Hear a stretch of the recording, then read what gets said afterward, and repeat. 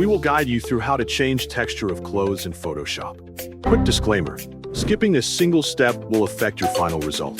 So you need to follow this step-by-step guide carefully.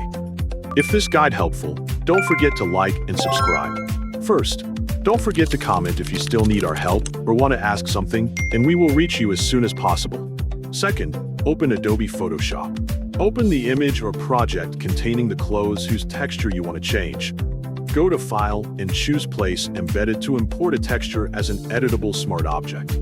Browse for the fabric texture image you want to use. Click Place to insert the texture into the document. Drag the transform handles to resize the texture until it covers the complete clothing area you plan to edit. Press the Enter key to confirm the transformation and finish placing the texture. In the Layers panel, make sure the texture layer is positioned above the main image layer, dragging it upward if necessary.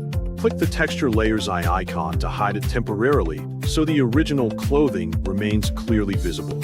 Select the main image layer and confirm that the correct layer is highlighted. Choose the Quick Selection tool or Object Selection tool, then carefully select the shirt, jacket, hoodie, dress, or other clothing item.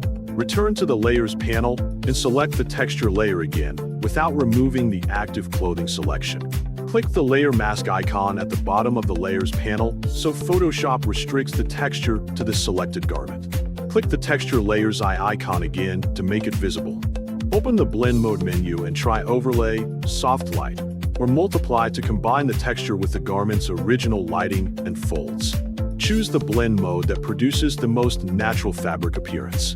Reduce the texture layer's opacity if the effect appears too strong. Review the edges, folds, seams, shadows, texture scale, and overall result to make sure the clothing looks realistic.